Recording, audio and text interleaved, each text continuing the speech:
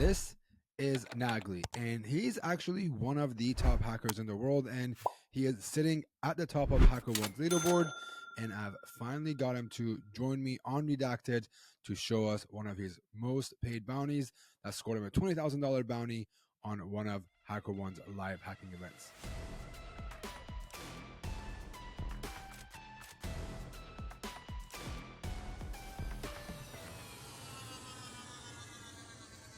Okay, so hey everyone, I'm happy to show you the lab today that the Falset Hacking Hub created based one of the bugs that I found in one of my most successful live hacking events last year. It was an HackerOne event, and I collaborated with this event heavily with Means. So let's walk over the bug and see how we found what we found.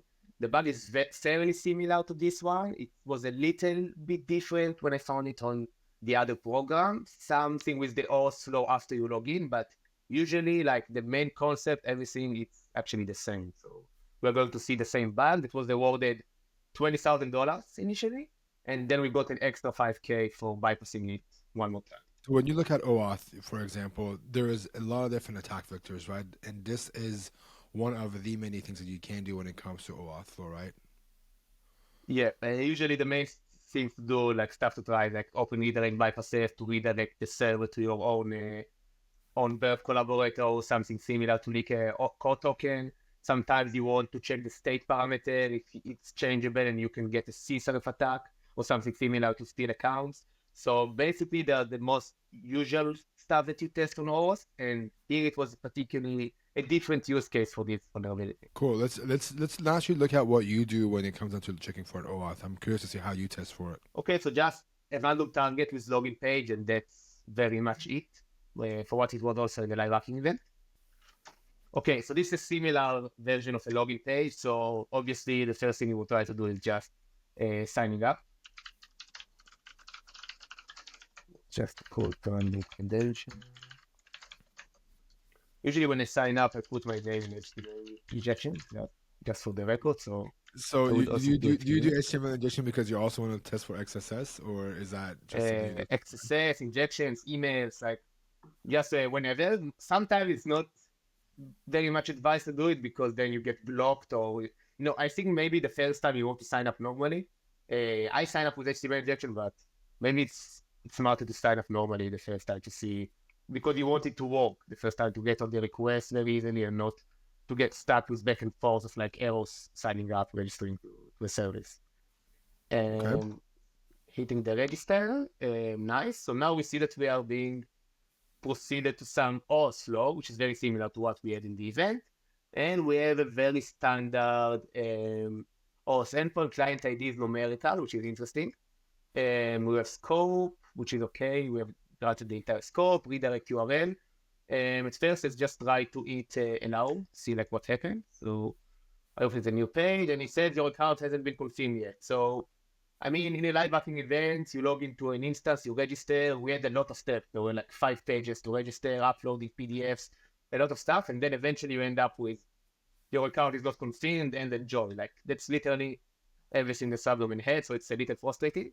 But we want to see if we can achieve anything here. And it's interesting to see the pass parameter here that it actually appends the code talking to the endpoint. It's interesting because if we have open redirect or something similar, we could leak it to our own host.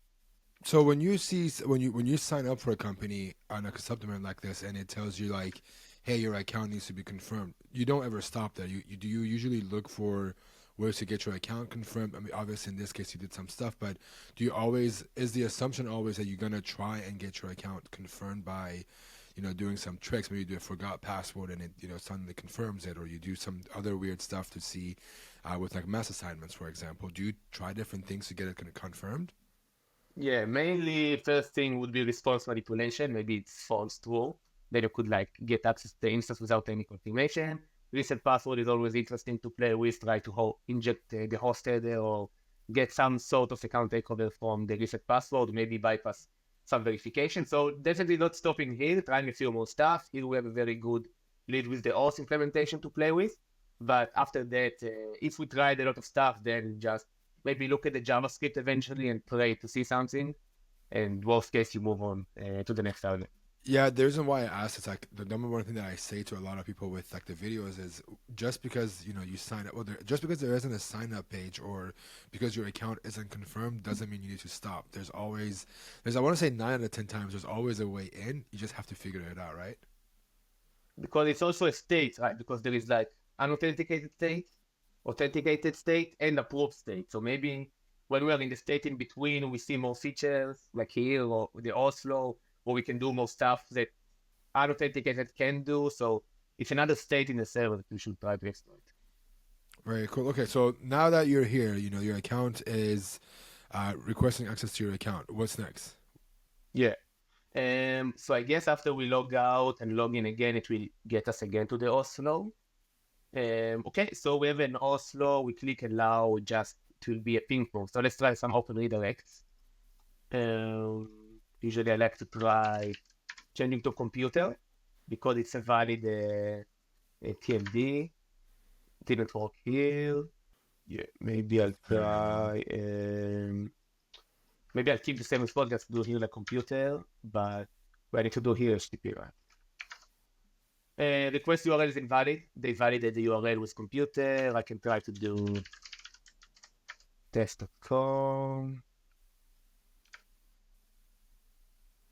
And for people that are watching this, when you do an domain at the end, it takes the first string as a username and password, and then the everything that comes after the sign becomes a domain. It's a good trick for open redirects and also messing with regexes that look for a specific string. So you do an test.com, it ignores everything before it, and it looks for test.com as your final destination for that redirect. Yeah, I guess the first thing you want to try is just another subdomain because that's the most lax configuration. And if they don't even allow that, then it's probably very whitelisted, secured, and you're not expected to find any redirects here. So even the subdomain, like one of the own they don't allow, so it's probably very, very strict in terms of URL, and that's my indication of the asset. So we tried that. We don't see any redirect bypasses. I can try checking the client ID because it's numerical, see if there are any other clients. Doesn't seem that that's the case. Client ID is invalid when I try 1, 2. Response type code. I don't really see any way to exploit it. At this point, we tried like the most usual stuff for configurations. Even if we want to try like CSRFs without state parameter or something like that, still we don't have any account to validate because no one has access to the app. So it's a little hard to tell the program, hey, try one click, I can take over your account when no one has an account for a POC. It's a little tough on that area as well. So right now, I mean, this is pretty much a dead end now from trying the normal and usual stuff of OAuth Flow. So I will try to look now at the JS files, maybe in Burp Suite, maybe we had any interesting requests when we looked at the data. So that's the point where I try to look at the JS files, and I usually use also JS Link Finder. And yes, we can see that there was an interesting JS endpoint that it found, which is OAuth clients. Of course, we could also try like to brute force. I mean, when we are at a dead end, like either brute force the main domain, brute force the OAuth, and then we might have been able to find this endpoint as well from brute forcing with FAF, FFUF. But I mean, the JS file gave it to us, so we can see what's going on there. So do you usually actually go for doing, so what you're saying is you actually do a brute force on the OAuth folder just to see what else comes up? Not usually. I mean, maybe if I'm very desperate on the host and know there might be bugs there, I will try, but usually I will try to look at JS files, and if I don't see anything, I will just move on. But it's never a bad idea to fuzz some directories, I guess.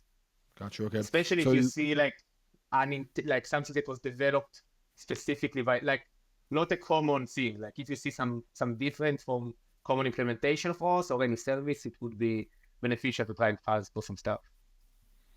Okay, so for this one, you see missing required variables.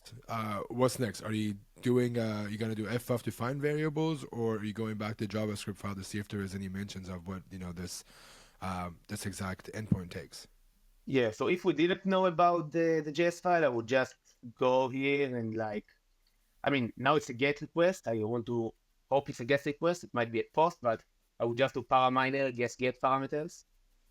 And that's the first thing, but it might be even a post request, and then we would need to change it to post, change to JSON, and then get JSON parameters, which we will do later, I believe. So now it's time to look at the JS file.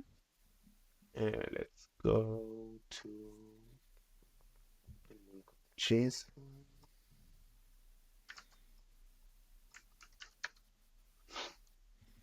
Okay, so we see in the JS file there is a function create client. It takes as parameters name, email, user ID, token, URL, and function. So basically, I'm not that expert with JS files, but the code is pretty much like plain text. It's pretty simple to understand, or we can even feed it to ChatGPT. It looks like it uses post method. So like when I tried now to brute force parameters and get requests, it's not really beneficial. So we change it to post already. We'll change to post. It's here, okay. Efforts that were done form URL encoded. Okay. So we can see that the body is the form data, URL search params data to string, and those are the data. So we are going to craft a request. Ooh.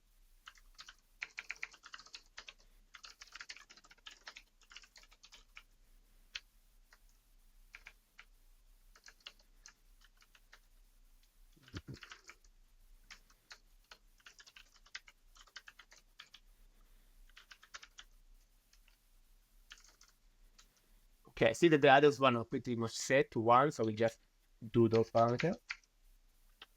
Okay, now we want to send a request and see if it even works or what it returns or anything. Mr. required variables. I guess it takes them from the URL search params data. I think it maybe takes them from the endpoint here on the actual endpoint query parameters and then let's see if that works.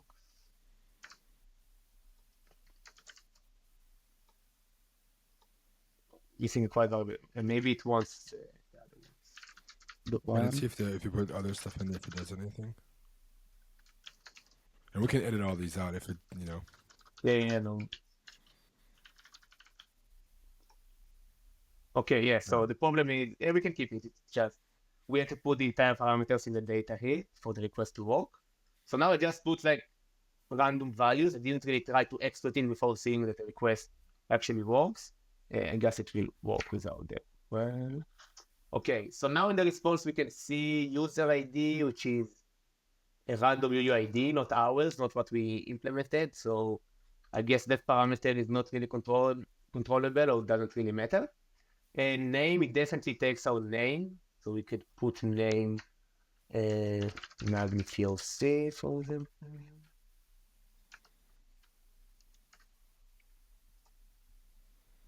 Okay, it reflects the name, which is interesting. Secret, I guess it's an OAuth secret. It's not a secret of our application, but maybe when it constructs the final URL, it uses it. Provider null, we didn't require provider. The redirect, so that's the most interesting part here, that we can actually affect the redirect, which is now test.com. So let's do a burp collaborator here, if it will eventually work. So what you're testing right now is, instead of giving it a random site, you're giving it burp collaborators. You can also track it and see if that redirect works.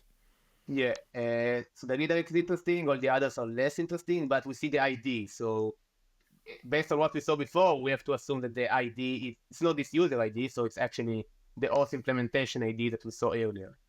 So let's see if our suspicion is correct. Page not found because this is the authentication page. We get to the flow. Okay, let's check client ID 6. HTTP. Okay, so now it's interesting response because we changed the client ID. First of all, it exists. It didn't exist before when we tried to, and it says redirect URL is invalid because now this is the legitimate original redirect URL that we had before. So let me try to put my own burp collaborator domain here. HTTP.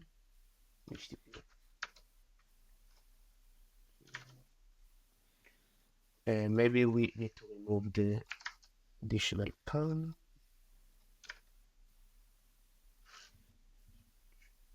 missing expected fields. Let's go print here again. What was the original look like?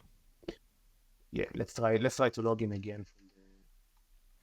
Let me explain something. Okay, so what you did right here is you created a new user. You actually allowed it to redirect to another website that wasn't allowed originally based on what you created, and now you're hoping to get it work in hopes to export and take over another account. Is that right? Yeah, so basically, the website looks like the endpoint we found, which was OAuth clients, allows us a user in the middle state between being authenticated to being authenticated to actually create OAuth clients in the server. So here we are able to create OAuth client, and we can see that also the name reflects. So if you want to think about account takeover possibility, if you send the link to someone, so if the original app domain is, oh wait, I need to.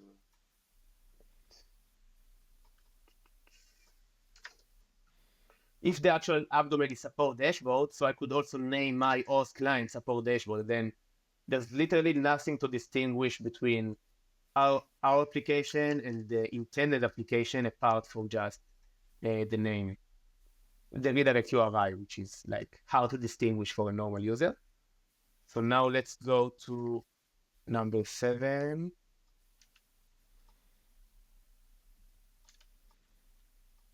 Would you ever test for cross-site scripting in something like that? Also, would that be worth something to test for the application name?